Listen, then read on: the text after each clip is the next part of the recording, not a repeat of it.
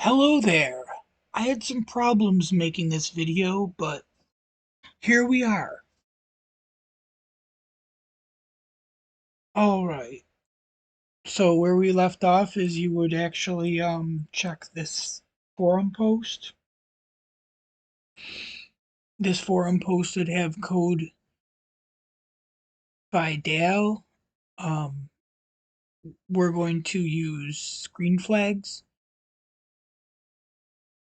and all I have currently for my screen flags are just the HideSprites and TurnOffHud screen flags.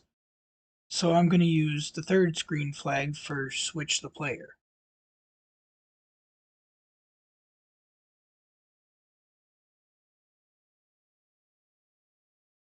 So this one's going to be switch player overworld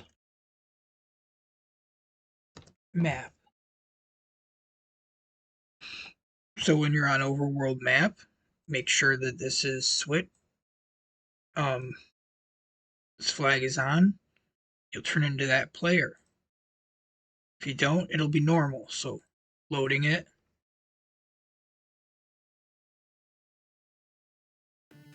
This is normal.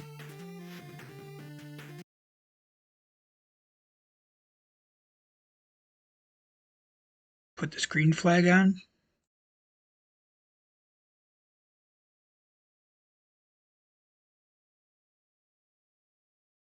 This is the character we made. You'll notice that they're facing down currently as the default.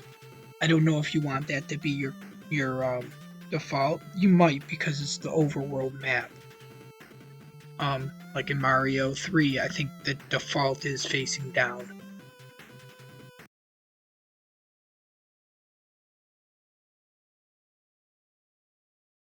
So if it's if that bit is that bit, then it'll switch to player. If it's not, done switching player. Can switch player. It's going to store these, transfer these into the accumulators, and then it's going to load the player into X. It's going to say object X, which is the player. It's going to get the high. It's going to get the Y of the player. The high of that. Player's in X, sorry.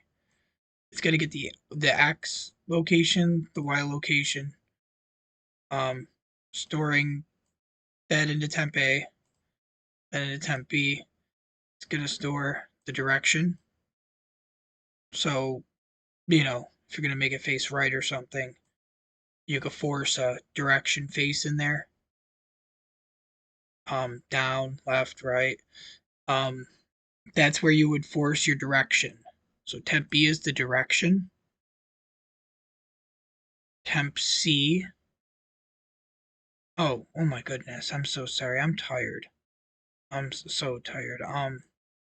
Horizontal position is in temp A. The vertical position is in temp B. It says it right here too. The object's direction is going to be in temp C. The object itself. This is the object you're going to turn into.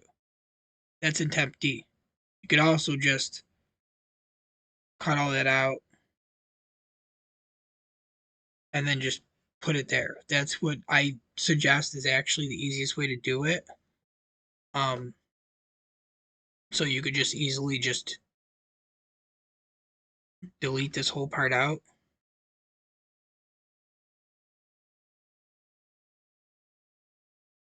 This is where you're going to put your object.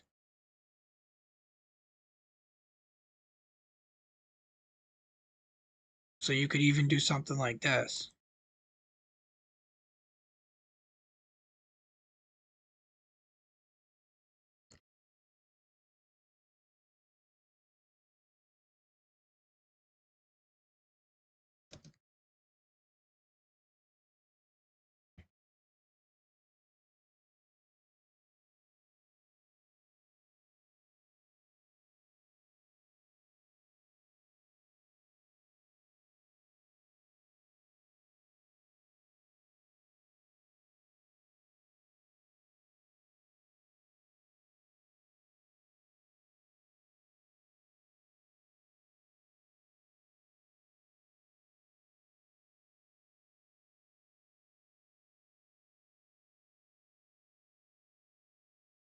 just to signify that's the object number that you're going to change into.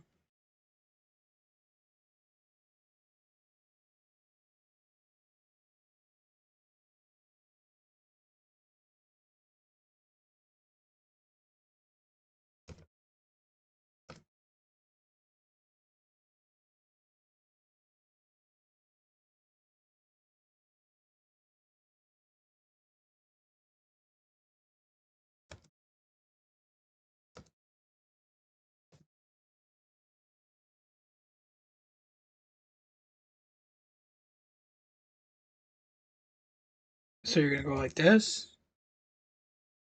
You're going to put OF because it's, hexadecimal. Anyway, that should still work. I'm just going to double check it really quick.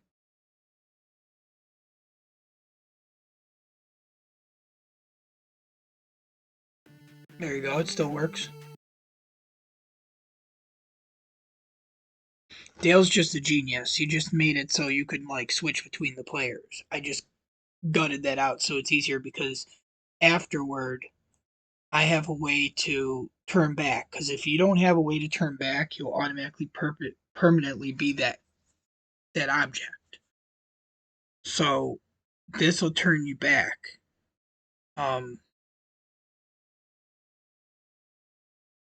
After it's done, it's going to jump to after check.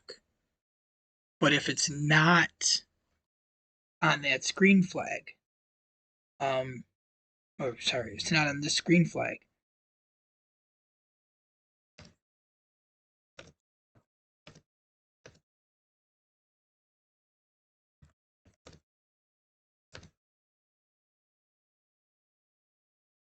if it's not on the screen flag, then it'll make sure it does all this.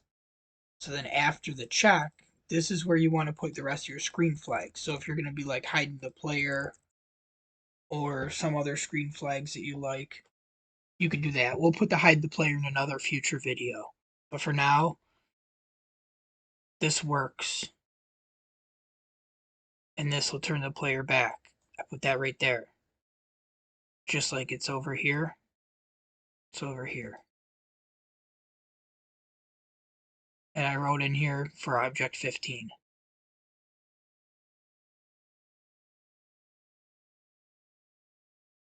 In the next part, we're going to go over the inputs, because now that you're on the screen, you probably can't move your player. Let's double check that. That's because all your inputs are set up for the main game, not the overworld map that we have this on.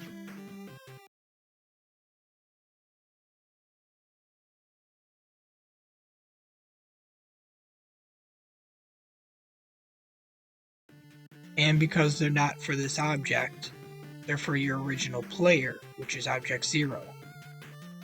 So we're going to have to switch all that up. But because it's on the overworld map, we don't have to deal with the other inputs like duplicates as much. So we're switching that back to overworld map. We're going to save our project. And then in the next video, we're going to discuss the inputs. Thank you. I hope you enjoyed the video. Apologies if anything's told in an awkward way. I hope you have a great day.